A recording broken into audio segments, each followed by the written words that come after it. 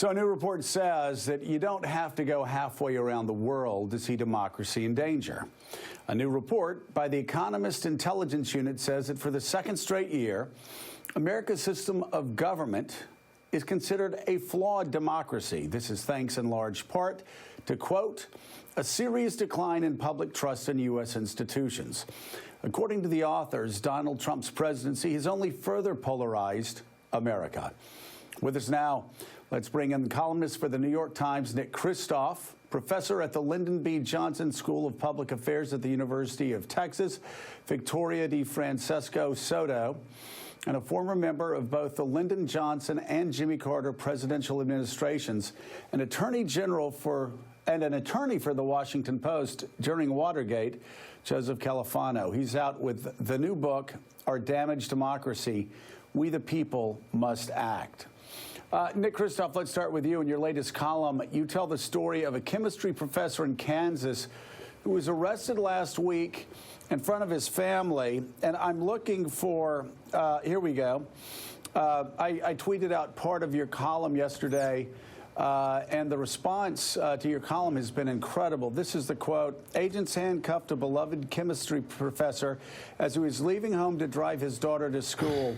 They warned his crying wife and children, ages 7 to 14, that they would be arrested if they tried to hug him goodbye. And the response to that, Nick, from conservatives, independents, and liberals alike, all the same. This is not the America that we grew up in. That's right, Joe. I mean, there's this disjunction between how the immigration crackdown has been sold, which is as a way to control these murderers, rapists, bad hombres, and what is actually unfolding, often at the grassroots. And, you know, there are indeed some pretty tough people who are being seized and deported, but many of them are people like Professor Syed Jamal, the person I wrote about, a guy who's been in the U.S. for 30 years, who is a distinguished chemistry professor, a volunteer at the local schools. He even ran for the local school board. And this is about the least dangerous man in America. And if you look at, you know, who is at danger from this crackdown, it's his 3 American citizen children. And, you know, what will happen to them if he is deported? They will be devastated. And that is so often what is happening around the country, that in this rush to arrest and deport people, even those who have no history of any kind of criminal action, then it's these American citizen children whose lives are destroyed by this process.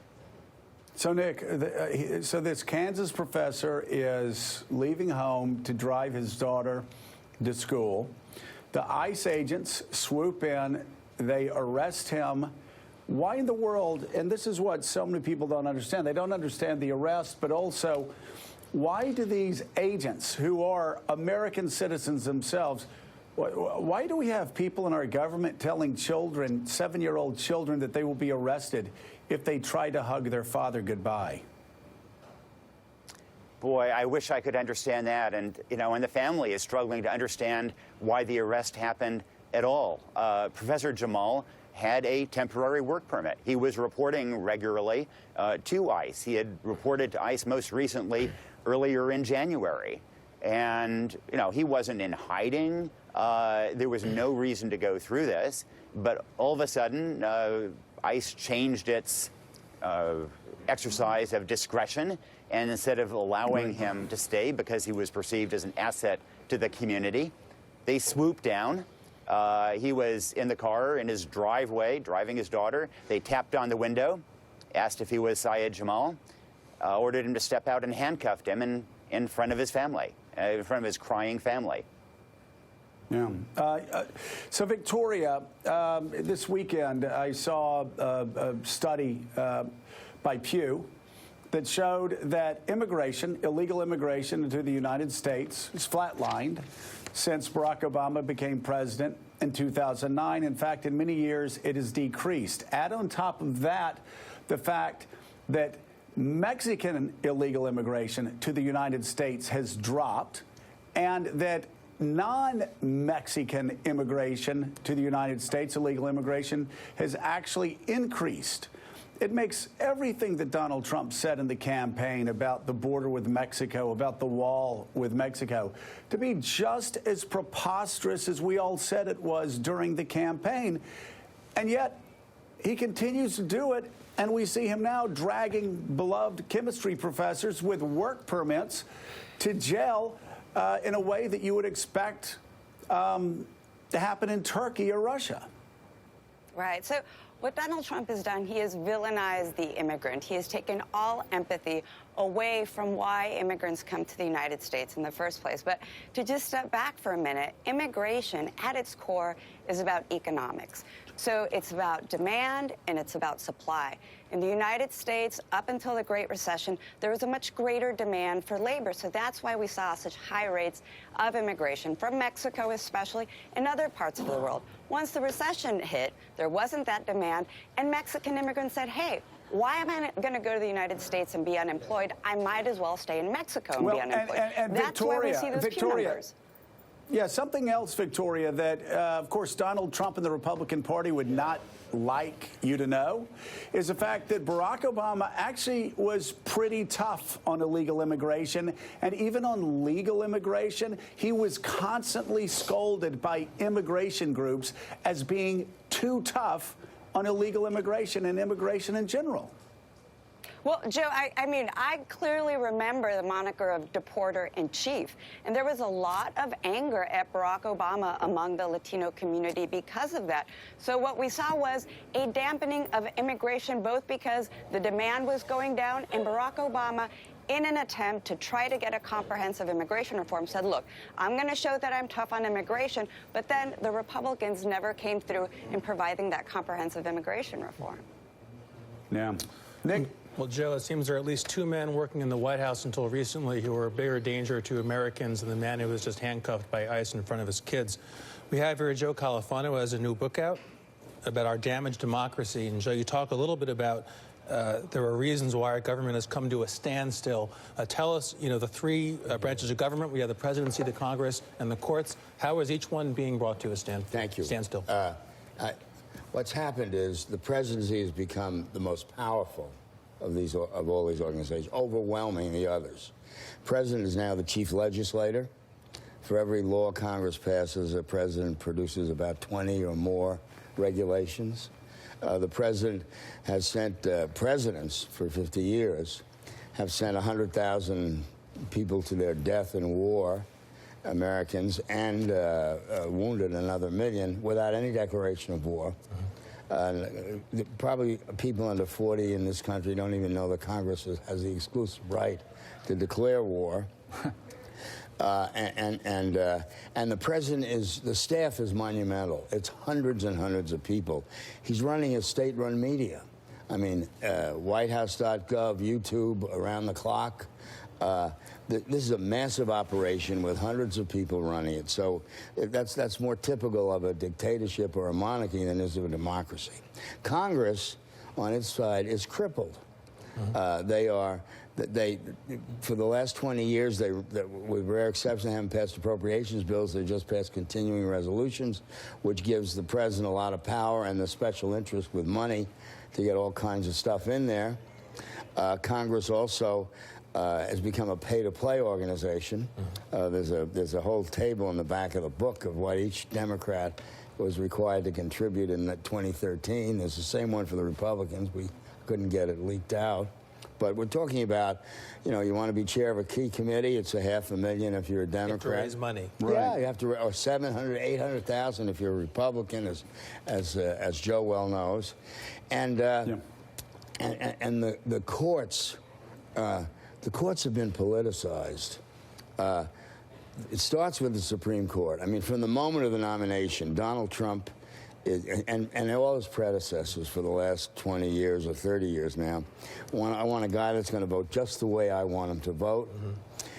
In the last 10 years and 50 occasions, the court has split along party lines, 4-4 with Kennedy being the guy that is the balance. Right. And even the local federal courts on the issue of immigration. Just think about this: if you want to block Donald Trump's immigration plan, you go to San Francisco to a federal district judge, though, Bill Orrick, big Democratic contributor. He'll take care of you. Nationwide injunction. Right, if you want to block Obama's immigration plan, you go to East Texas, where the case went to a judge who was against immigration. So, Mr. Califano, let me ask you this question: How do you compare the state of our democracy under Richard Nixon in '73 and '74 with the state of our democracy, our constitutional republic, in 2017, 2018? Well, I think Richard Nixon made a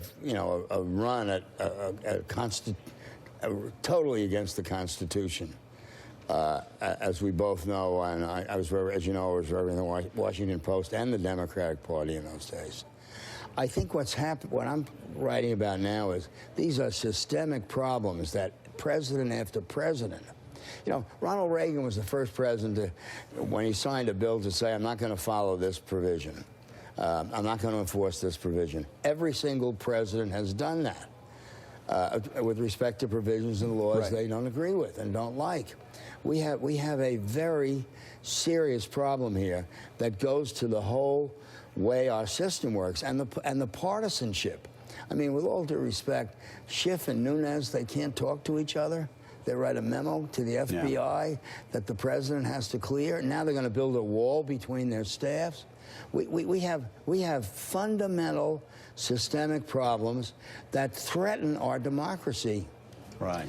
And we've got to get we've got to get better people. People don't want to run. It's a savage climate out there. There's so damn much fake news, as you well know and have often reported. So it's very important that our people, in my judgment, they've got to get in at the beginning of the primaries. One example. Right. Hillary Clinton got the Republican nomination with 8% of the registered Democrats. Donald Trump got the Republican nomination with 7% of the registered Republicans. And that's what we faced. We faced an egomaniac and a woman who wasn't really offering much. All right. Thank you so much. The new book, Our Damaged Democracy, We the People Must Act. Joseph Califano, thank you so much. And Nick Kristof, and vote in primaries, Joe. Vote in primaries. Get there on the ground. As you well know, better than anyone here. Vote in primaries. You're exactly right. Thank you so much. Greatly appreciated. Nick Kristof, so where are we right now in 2018? Where are we when you look at certain polls and the overwhelming majority of Americans want DACA recipients to be able to become legalized citizens of this country, and yet you see what the President of the United States is doing on that issue and so many others? Well, I mean, I think that the polls certainly are a factor that is going to make some kind of humane policy on DACA and on Dreamers more likely. But, you know, getting to Joe Califano's point, the challenge is not just leaders who overreach. The problem is also that we do have this grassroots divide in this country, partly based on how we in the news media operate and the fact that everybody is tending to tune to news sources that confirm their own biases and prejudices and regarding the other side as not just wrong, but often a threat to the system. And I think that makes it a lot harder to reach any kind of productive agreement on issues like DACA or on anything else. Yeah, no doubt. All right. Nicholas Kristof, thank you so much. We're obviously going to be reading your powerful column in the New York Times. Greatly appreciate you writing it and being here. Victoria, stay with us if you will. Coming up next on Morning Joe, the president tweeted this morning that it's going to be a big week for infrastructure. The last time he tried Infrastructure Week, it was overshadowed by the Russia investigation and the president's own destructive tweets. This time, the effort's being done to try to overshadow a domestic abuse scandal and a potential White House cover-up. Will the administration ever stop fighting? And will it stop getting in its way of its own headlines? Keep it right here on Morning Joe. We'll be right back.